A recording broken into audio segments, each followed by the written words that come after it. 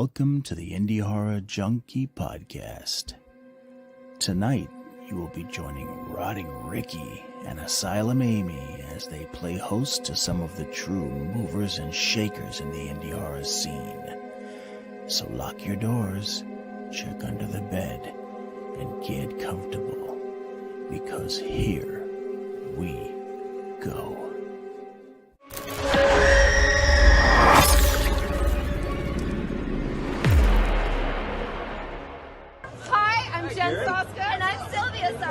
And we're the Saska Sisters. And this is Indie Horror Junkie!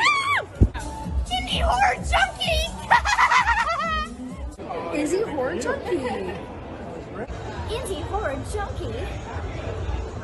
Indie Horror Junkie! Indie Horror Junkie! Indie Horror Junkie! Indie Horror Junkie! We're a panic attack! Indie Horror Junkie! Indie Horror Junkies! Indie Horror Junkie! Indie Horror Junkie!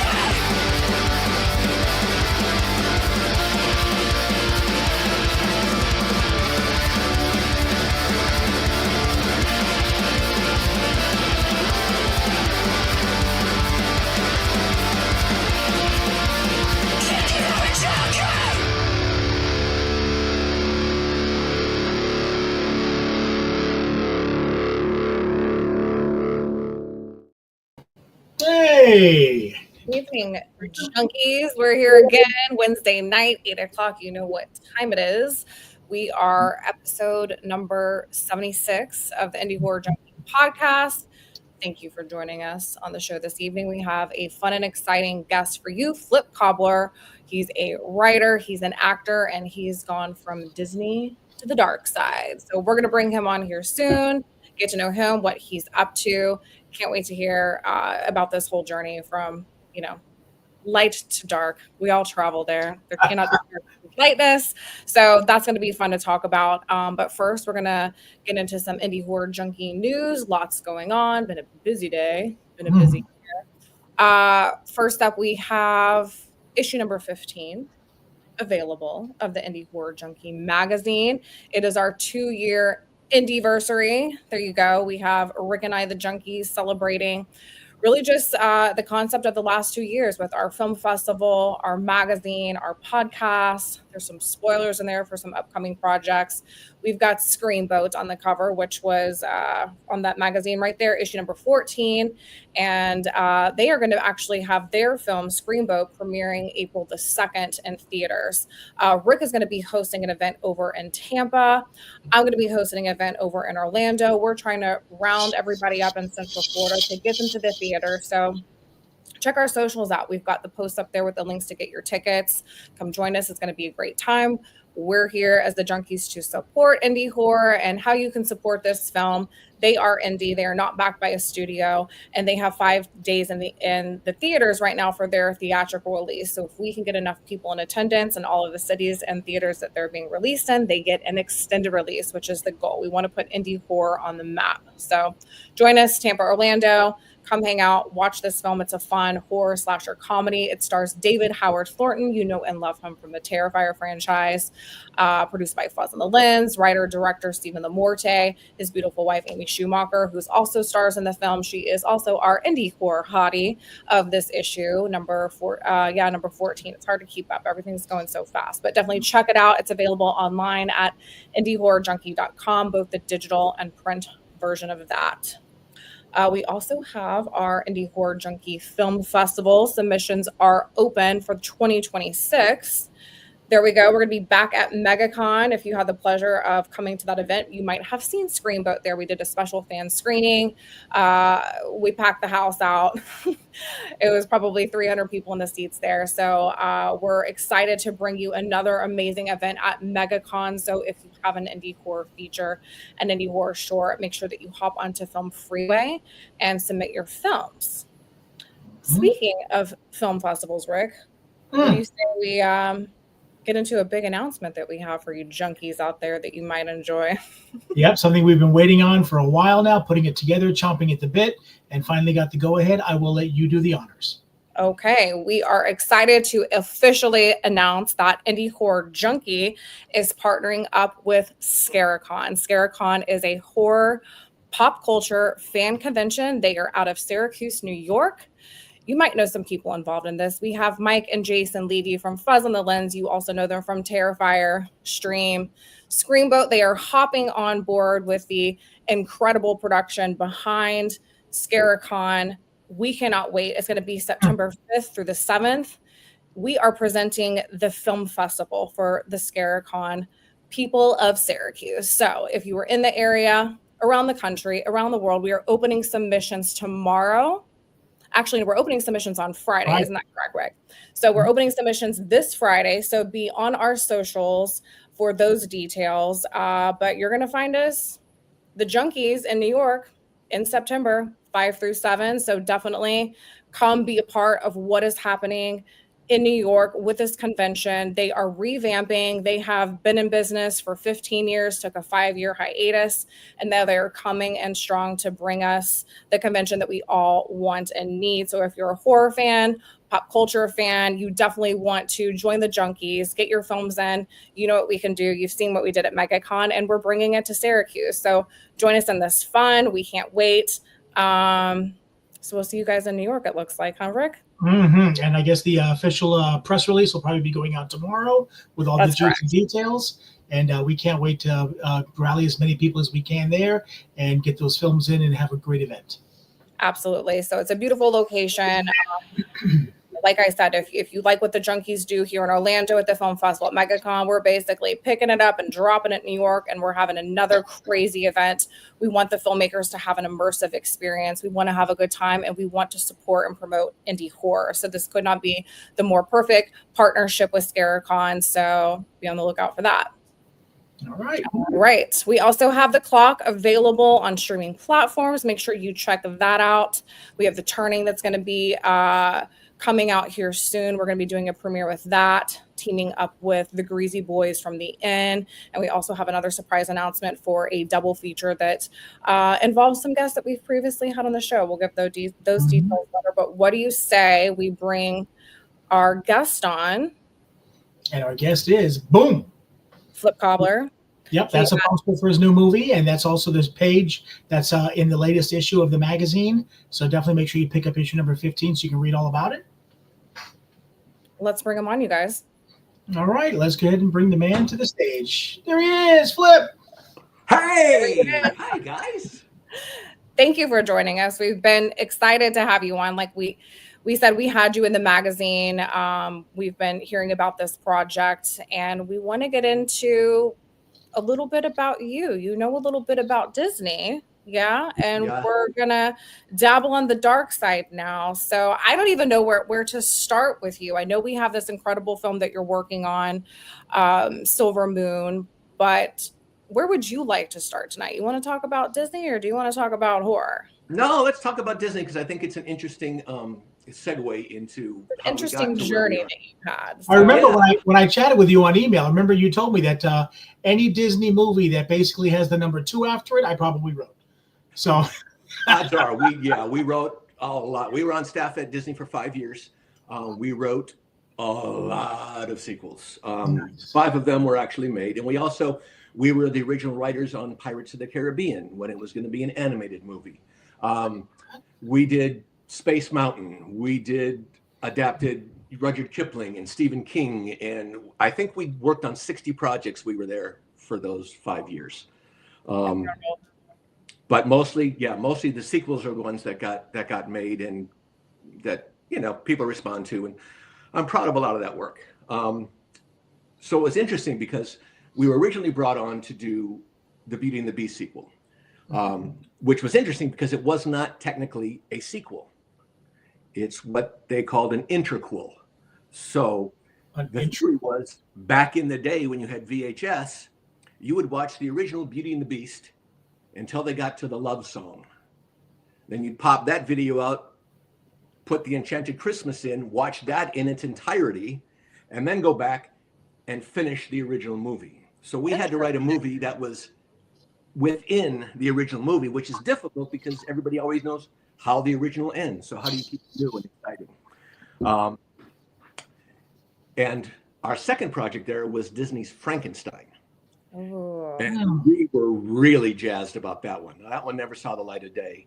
I think probably for obvious reasons, it was difficult to keep the Disney brand and still I make don't it. know, because I feel like there is a little bit of horror in Disney. Yeah. You know, I just watched Moana 2. I love Moana. The Little Mermaid was always my all-time favorite Disney movie as a kid, but as an adult, Moana has come out and I've really gravitated towards the female empowerment behind that character and that story. But the second one, there was this little character in it that got kind of dark and spooky, and I was like, what am I watching? I love this. There's a spooky little jazzy character in here I wasn't expecting, but there is horror in Disney, and plus their mom's always dead, so Right?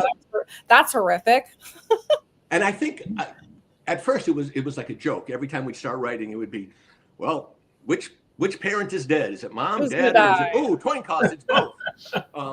But there is a reason. There's a shorthand for it. It just kind of became a parody of itself when you use the same format over and over. Sure. And over. But yeah, I mean, Bambi's a horror movie. It is. You look at it, it really is.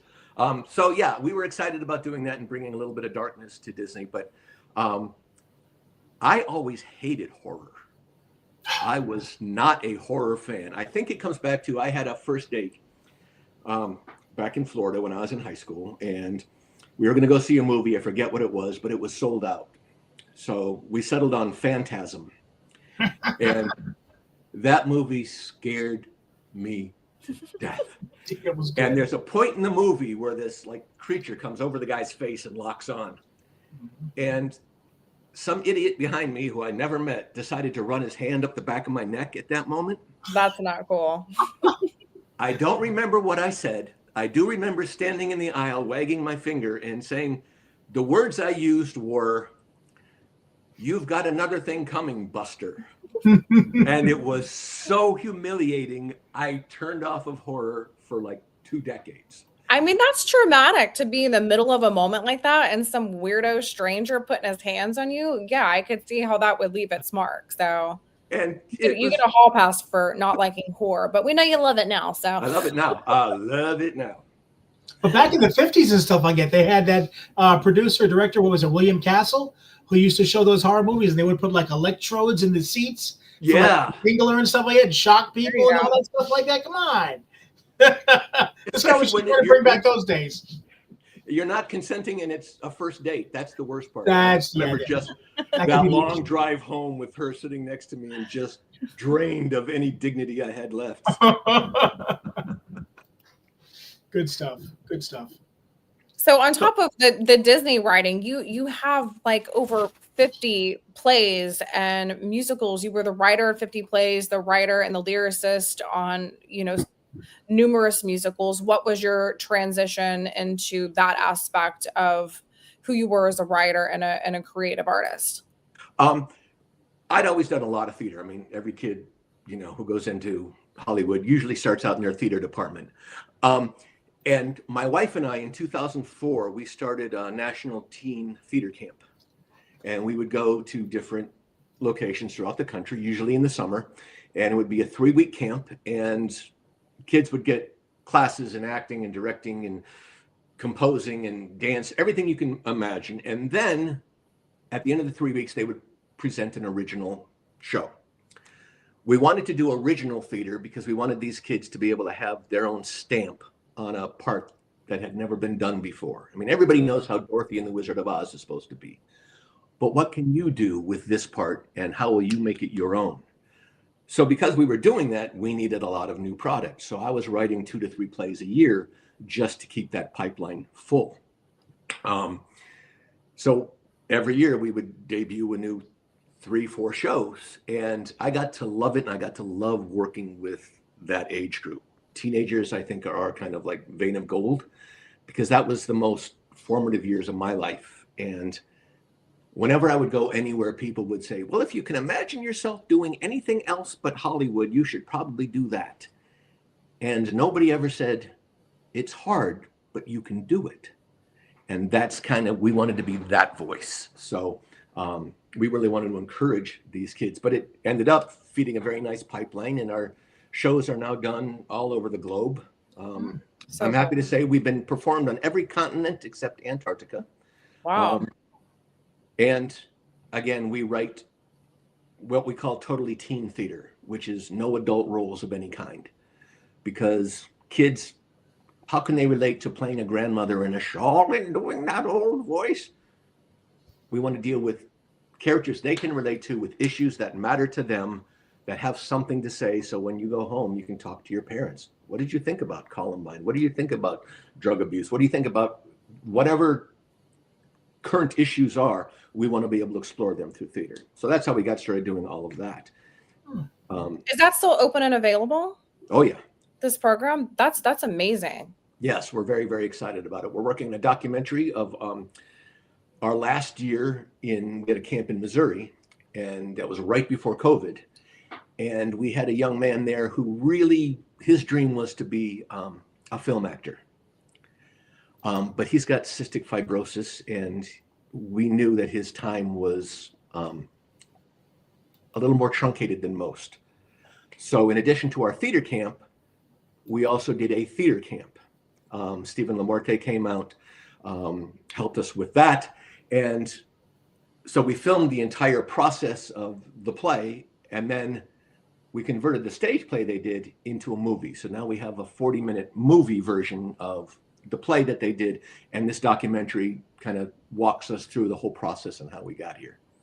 What you're doing is so special. That's incredible to offer that age range of kids who are looking for that creative outlet to land in and have that type of guidance. And like you said, that you can do this, making it tangible for them, making them understand that if you put the work in and you go through this process and you have the right mentors and you adapt the discipline that it takes, you can do it, and sometimes kids don't get that guidance. What do I want to be when I grow up? And like, oh, just, go to college and do this and do that. Well, what if you are a creative? And what if you need to hear those creative mentors that have, had years of experience in that field? I'm telling you, like, as a young creative myself, I was, I was an academic student. I got a scholarship to the university. So my parents were like, you're going to college. And I'm like, but I just want to, make monster makeup and dance. And, I wanted to continue theater. I want to be an actress. But I kind of got pushed into the direction of academia because I had that scholarship. It's like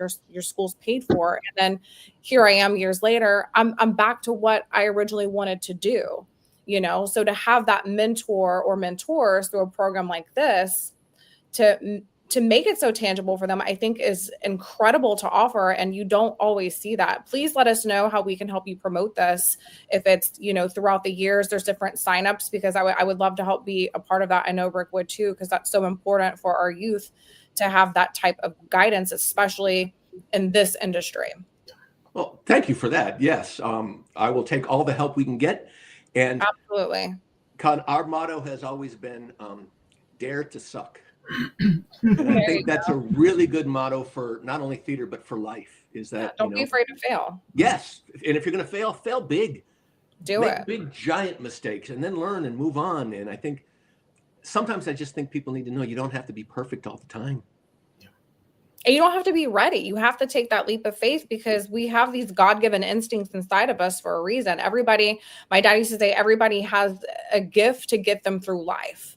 And if you know what that is and you trust your instincts and you use it, that's going to be your bread and butter, but you got to tap into it, and you have to listen to yourself. And, sometimes that means shutting everybody else out that wants to tell you what to do, which is what happens when you're in that age of being a teenager. There's a lot of pressure coming at you from all different angles. Yep. And everybody wants to sit at the cool kids table. Right? Yeah. And theater kids usually don't get that. So it's a great chance. And our goal is not to make these kids stars. Our goal is to make them stars in their own life. So whether you want to be the world's greatest dental hygienist or, become a teacher, whatever it is, these skills will help you in that life as well. You're giving them tools for their toolbox, and how they use it is up to them. Yep. And dream big. That's the point. Dream big. Yeah. I'm loving this, Flip. You're doing so many cool things out here. Disney helping the teens, and now we're doing horror. Let's get into the horror. Horror. Yes. Horror. Oh, and when you mentioned that story about your first date and everything else, we did have a comment here from one of our watchers. Sounds like something my brother would do. So if it was him, please accept my apologies. Thank you, Howard. We accept. I'm sure Howard does live in Florida, so you never know. It could just have been a wonderful anecdote for him. For me, it was a life-changing moment. Yes. So how did you decide to transition, or how did that transition work for you to start wanting to develop a horror project? So after we left our time at Disney, we ended up doing a lot of other family films. We did a Jack and the Beanstalk for Avalon, and they were Avalon Pictures at that time. Their whole goal was to reinvent fairy tales and to tell them in a new, cool light. So we had done that, and we ended up with another company called Animal Family Films that were doing live action animal movies with this little white tiger named Toby. And during that, I had met this guy named Stephen Lamorte. And we got to talking, and he says, I have this idea. Do you want to write it? I was like, I don't know. What's your idea? And he said, I want to do zombie noir. I'm in. I love noir. Noir is everything. We love it too. I jumped down on that one, and we ended up doing a movie called Bury Me Twice, which is available on Tubi and also Amazon right now, I believe. And I consider it an animated movie with live actors, because it was a 100% green screen movie. I think there was one shot in it, which is like a car radio that didn't need any kind of doctoring, but everything else, Stephen mostly animated completely on his own. So it's mostly in the vein, I guess it's not, but the closest would be like Sin City. Okay. But it was a really great noir. I love the detectiveness of it. I love the dialogue. I love that snappy little dialogue. And that one came out, and Stephen like, hey, we work pretty well together. Why don't we do this? So we did a bunch of other projects together. And then in 2021, he came to me and said, I have this idea for a trailer. I said, oh, okay, that could be fun. And he said, so we're going to do a short film, but we're just going to do it in a trailer format. I said, great. I want to do a retelling of Dr. Seuss, but the horror version. That's awesome. Let's do that. Okay. So we shot the whole thing at my house. We turned our backyard into whatever it needed to be. And in the original trailer, I was the one underneath all the green makeup. Love that. And we released it, I believe it was Christmas Eve, 2021. And I remember when all of this was coming out on socials. And so then it was so fun. And just to give everybody reference, if you missed it, Stephen Lamorte is the writer, director, and producer of Screamboat that we've been promoting, who was at MegaCon, who's going to be in theaters April the 2nd. But I had not met him, prior to this film, Screamboat. But I remember whenever The Mean One was being promoted and it came out. And it was a lot of fun. So I just wanted to give a reference to everyone watching that this is the Stephen he's referring to. Yes. And so the little trailer was supposed to be just a trailer. And then when it dropped, we were not prepared for the reaction. So everybody was like, that's great. When's the movie come out? And we're like, oh, sorry, there is no movie. This was it. I mean, it's just kind of a fun little trailer. And it was, that's it. Yeah, no, I get it. But when's the movie coming out? Because you don't get it. And it went on. And it started to get so much momentum. We looked at each other and went, if we don't do this, somebody else is gonna. Yep. So we got to do this. So that was January of 2022. All we had was this little trailer. In March 2022, we had the first table read.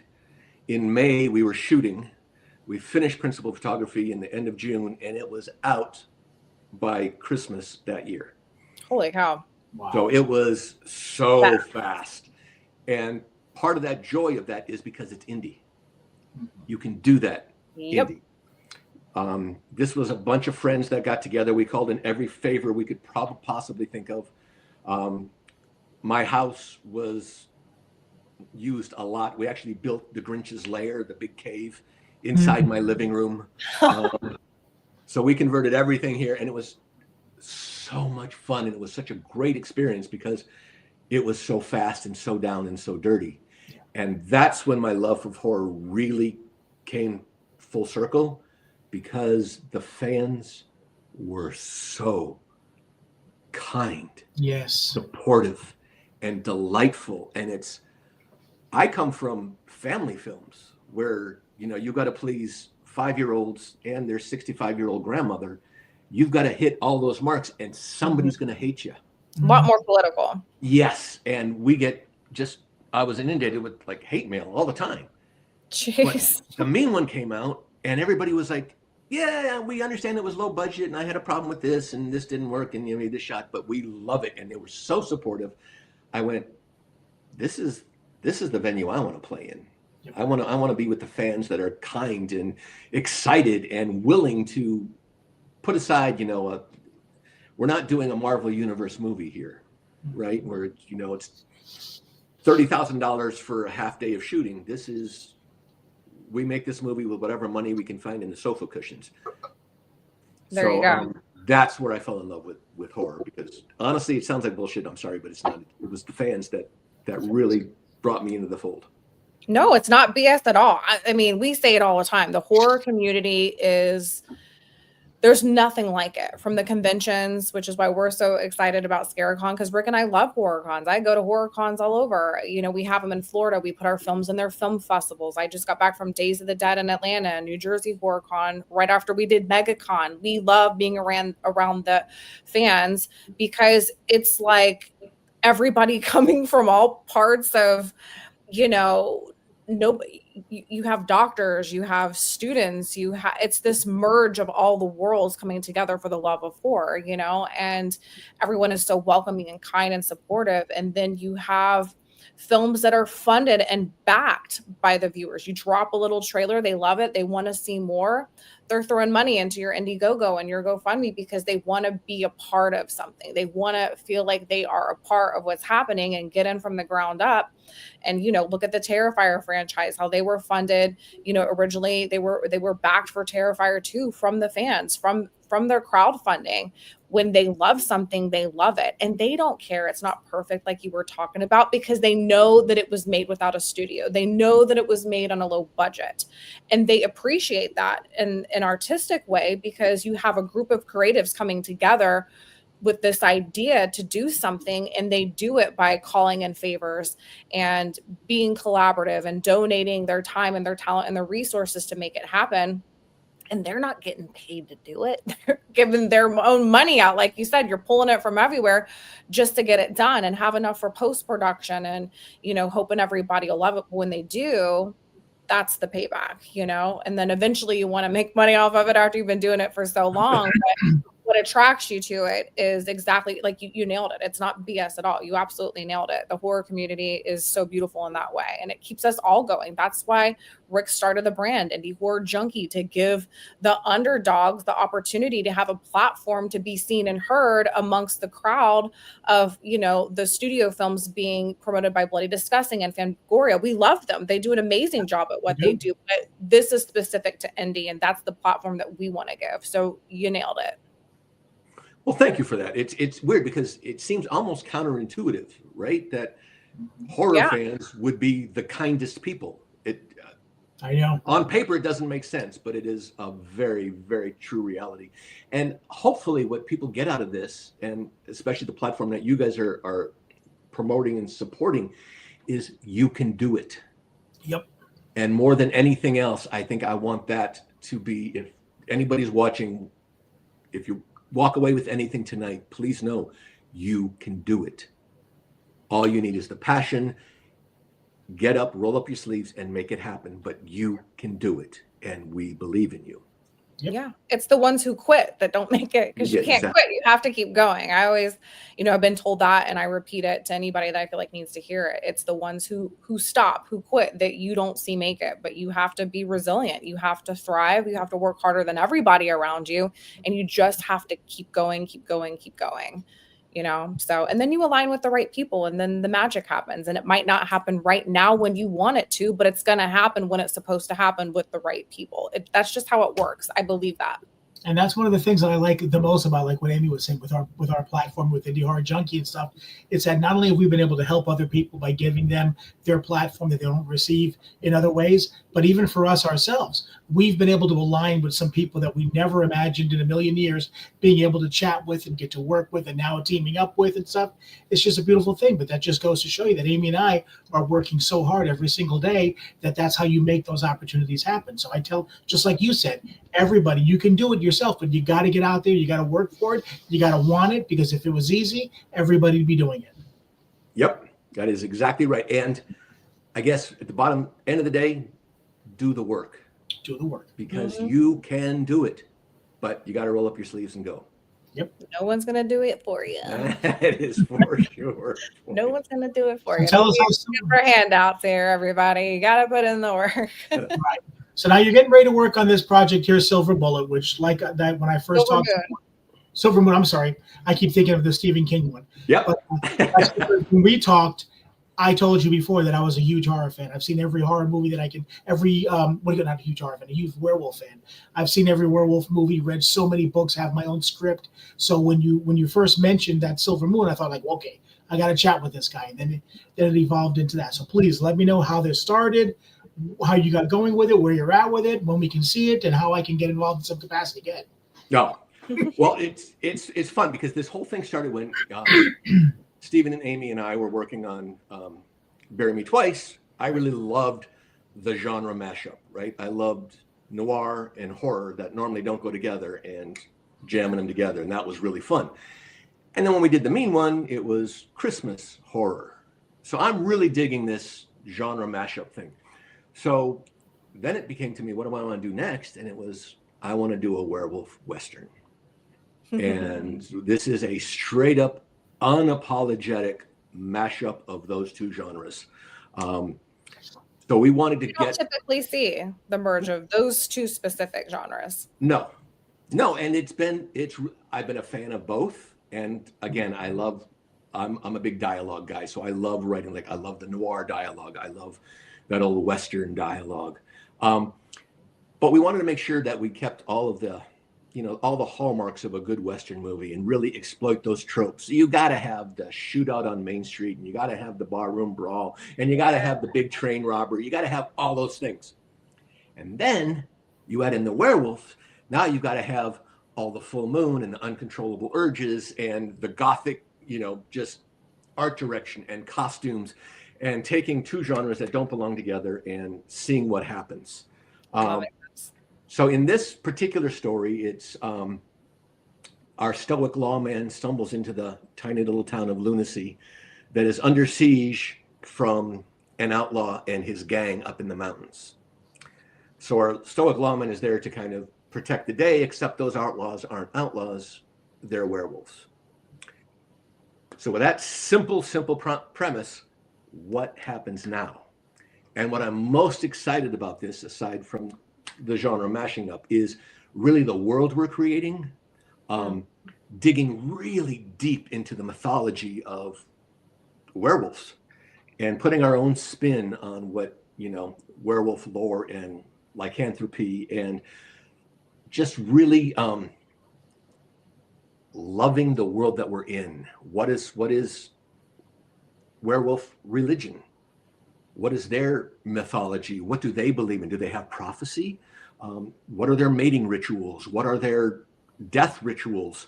And then we throw in a little Romeo and Juliet, because the love interest in town is also a werewolf who was betrothed to the leader of the pack at one time, and now they're bitter rivals.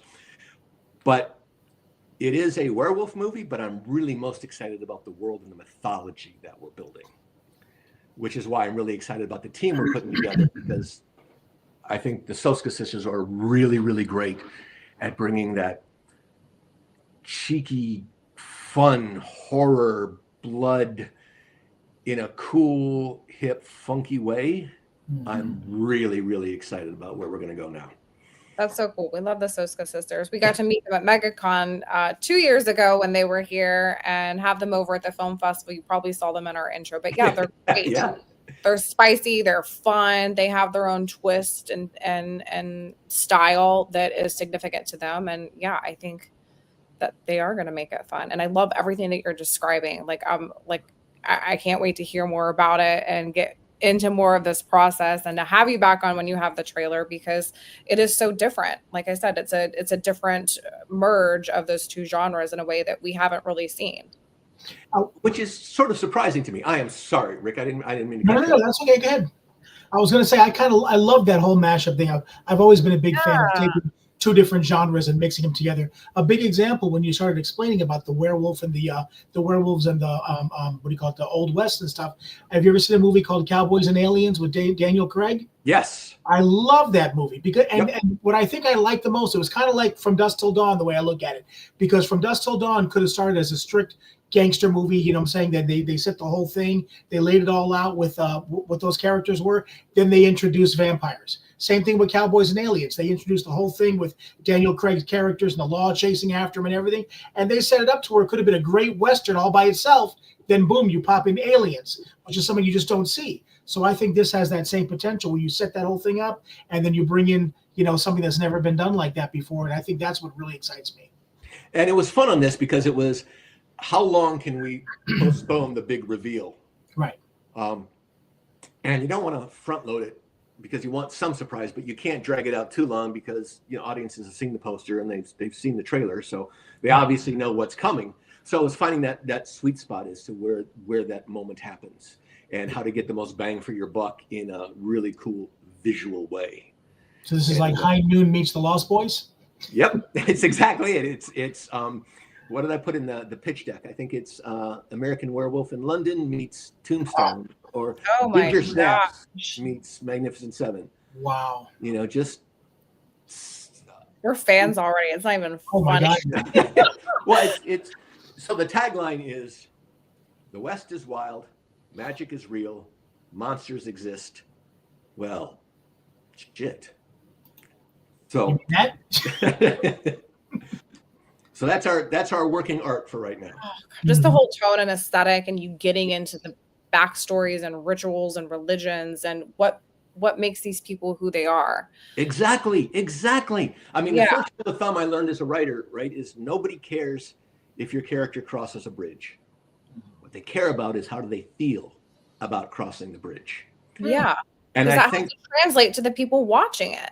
Exactly. And I think a lot of horror, this is just my opinion, falls into that blood and guts, let's do an interesting kill, as opposed to how do you make that kill organic? How do you make it their deepest fear? How do you make it even more horrific because of what they're feeling about this? How do you punch an audience in the gut because it's relatable? That can be, yes.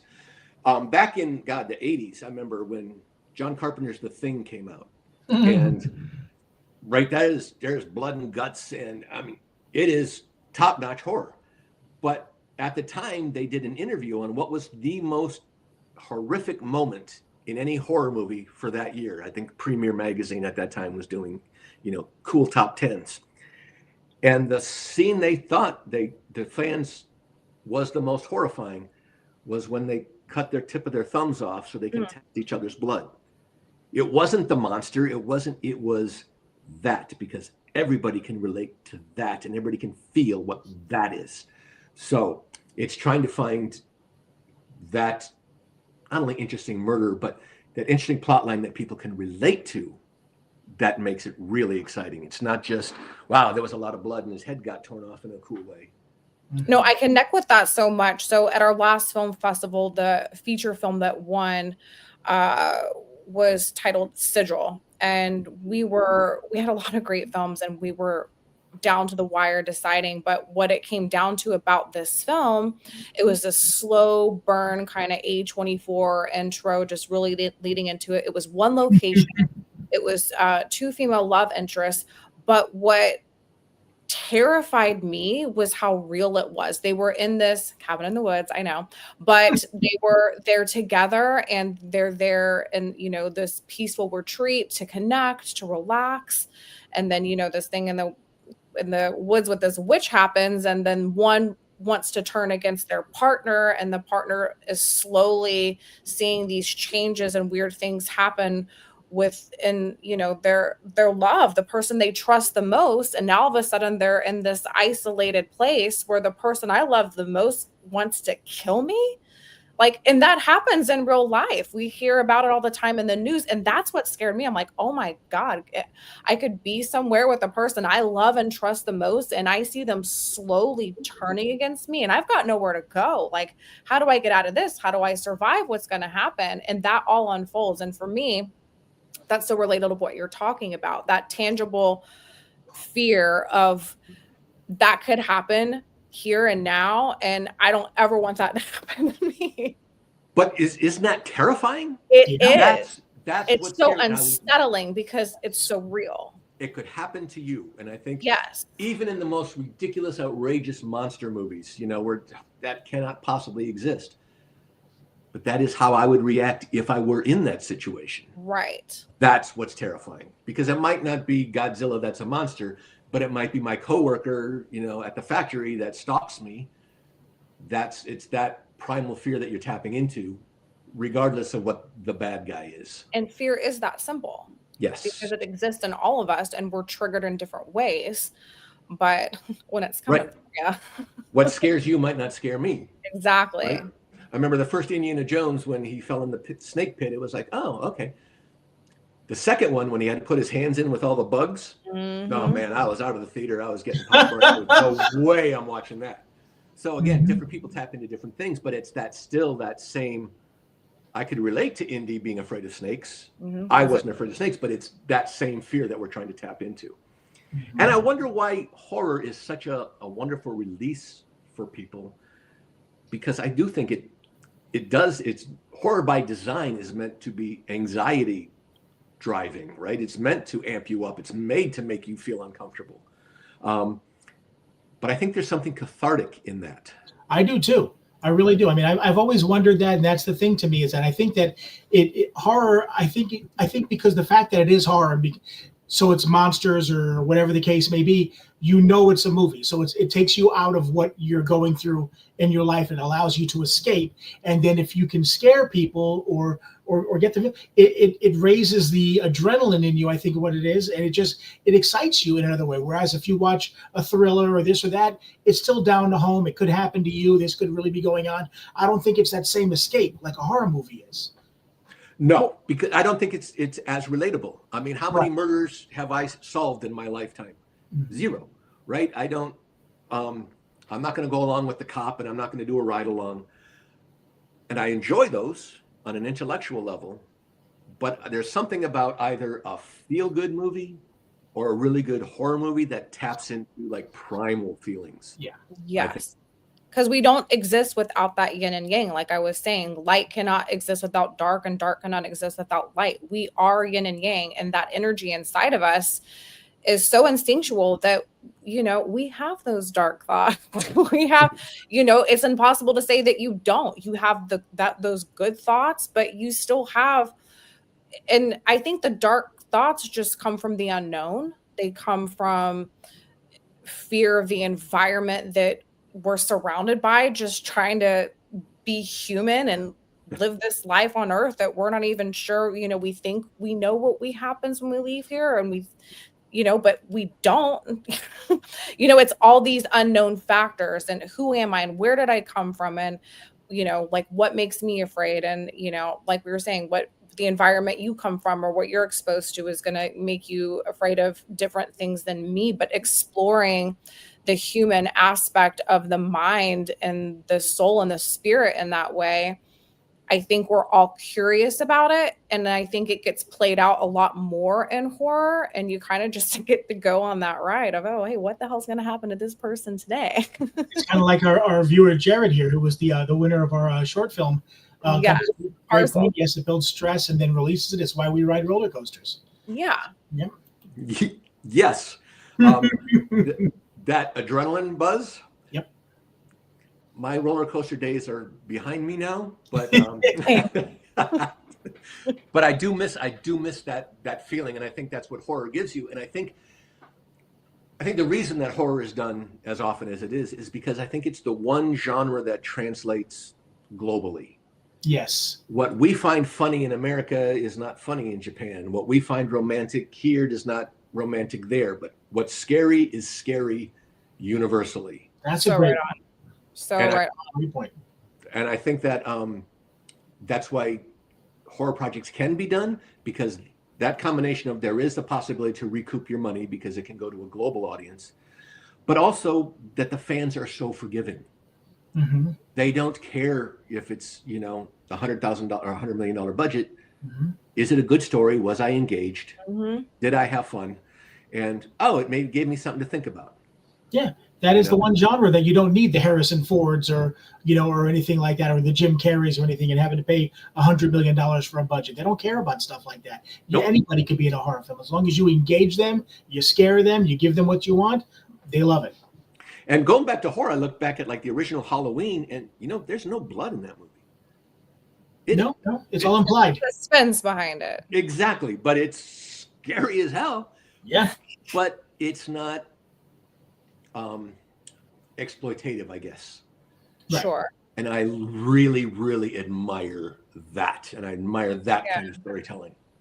And everyone thinks that, horror is you watch it during Halloween and it's the spooky season. Yeah, that's great. But when horror is also really popular? Right after Christmas. Yep. Beginning of the year, because everyone is so sick and tired of all the holly jolly. It's great. We want to be with family. We want to celebrate. It is a great, wonderful time of year. But it also can be redundant and forced and, shoved down your throat. Let's be happy. Let's do this, and it's like, oh God, like, if you're real inside, it doesn't exist like that every single day, this perfect picture. And I feel like we're kind of forced to be perfect during the holidays. Let's throw the perfect holiday party. Let's have the perfect outfit. I have to host, and cook the perfect meal. I want everybody to be happy. And by the time it's over, you're so drained. It's like, can I just get back to that other part of me? Can I put on a nice horror film and just space out and not care right now? There's a release in that, of not having to be perfect and not having to always feel like you have to be on for everybody. And I think there's something to be said about stretching the rules of a genre. I'm really proud of the fact that The Mean One works as both a Christmas movie and a horror monster movie. It works on both levels. Mm-hmm. And when its first screening was at a convention out here called Season Screamings. Mm-hmm. And it was right before Christmas, and I had no idea, none, that there was this big Christmas horror subculture out there. Oh, yeah. I mean, the convention center was packed, and there were celebrities, and there were, merchandise booths, and it was really, really eye-opening. But after that screening, Steve and Amy and I were talking. Was like, did we just invent a genre here? Is this feel good horror? Did we invent Hallmark horror? Because again, it's unapologetically a Christmas movie, and you still walk away with the right feels. Hopefully, you still walk away with all those right horror feels as well. So again, mash up. Absolutely. Yeah, the subgenres with horror are endless, and I think there's still some that are untapped. Yeah, I'm looking at sci-fi horror is a big one. Comic horror is a big one, and then of course all the found footage and the super low budget stuff. But yes, I think there's a whole untapped market of other genres that could be brought into the fold here. And the people who are going to bring it in are the indies.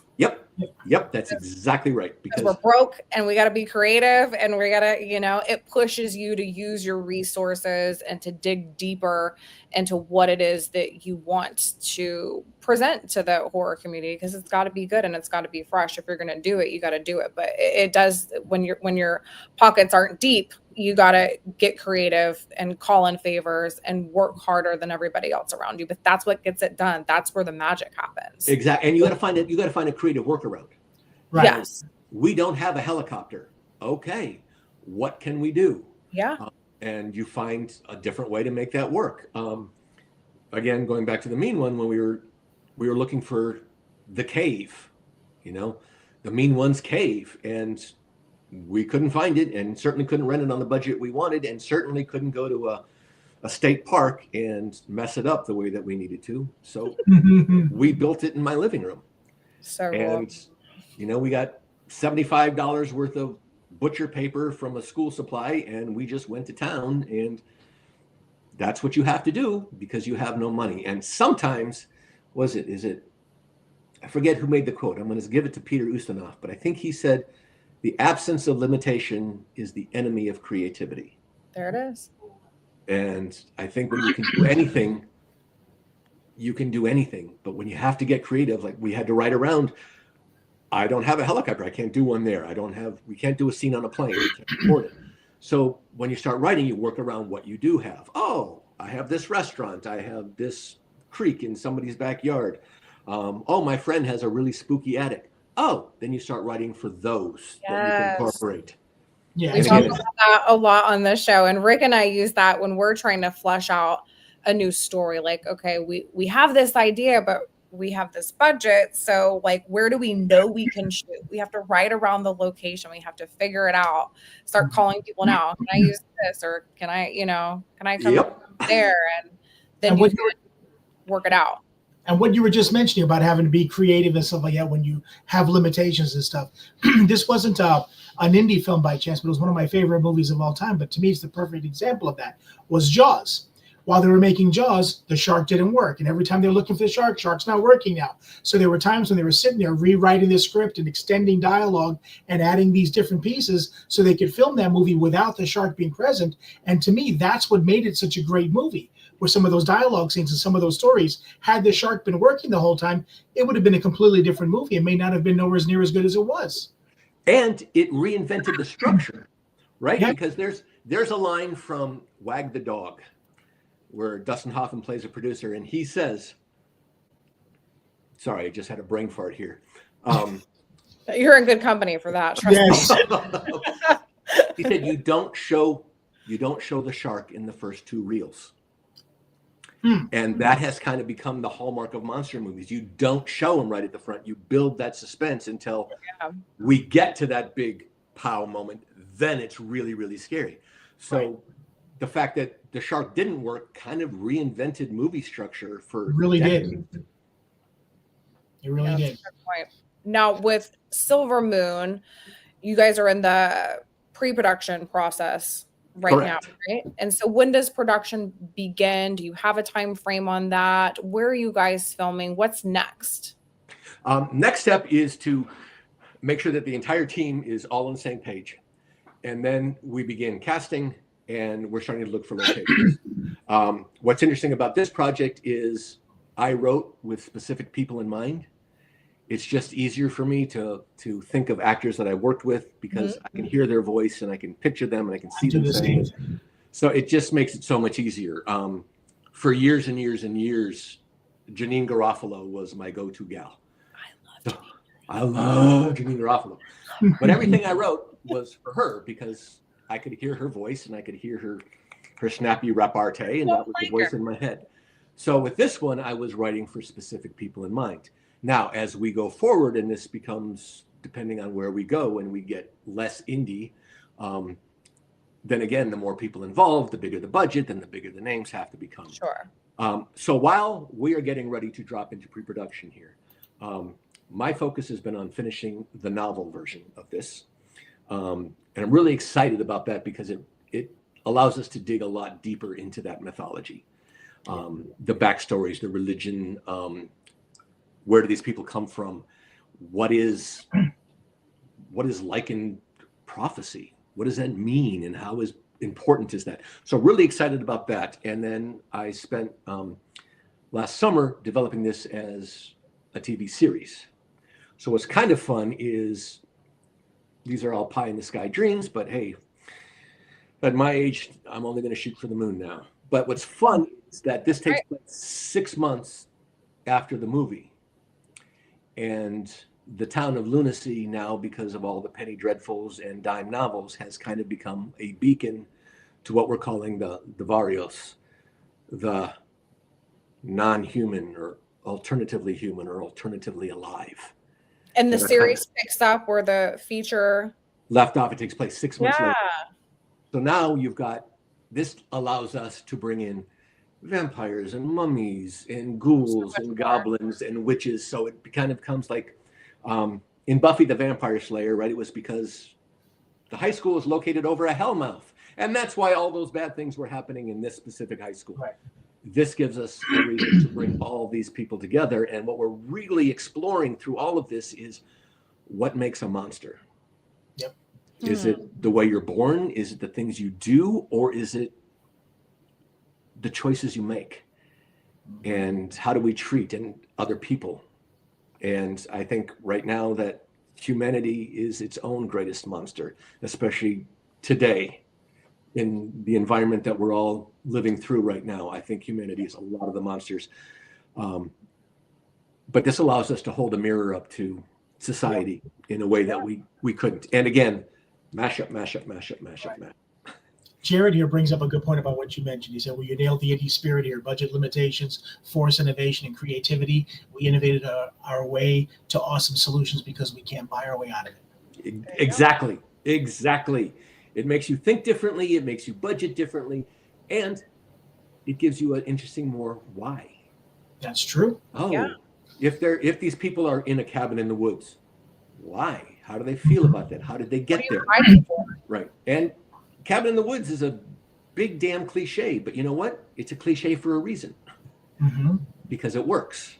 Yep. And cliches are okay as long as you're aware that you're using a cliche. I love any movie that knows exactly what it is.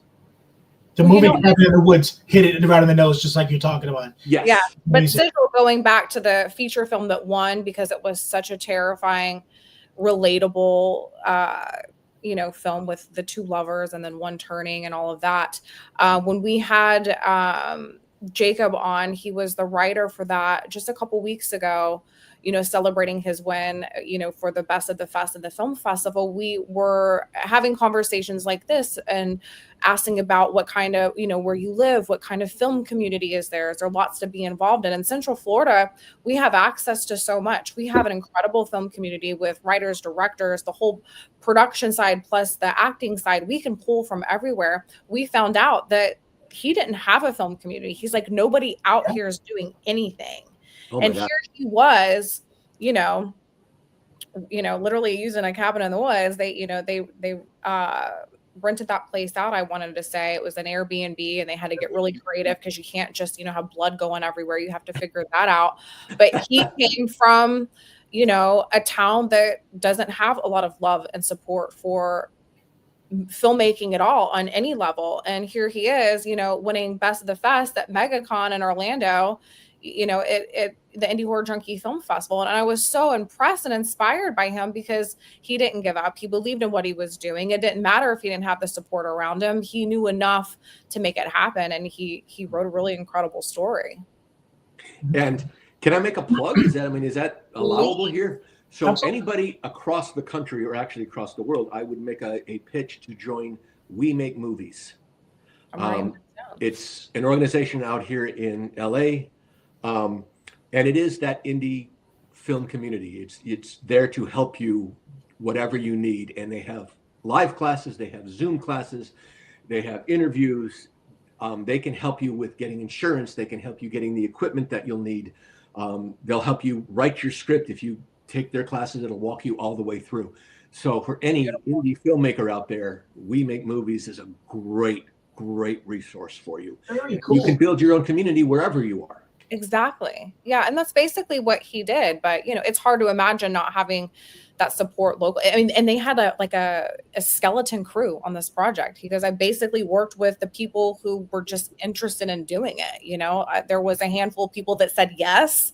And so those are the people that I used, and, they ended up creating something really cool. And now they work together with that small group to, collaborate on other projects, but they could just kind of threw themselves together because they were all that were available to each other. Yep. When we did the Mean One, I wrote it with my son.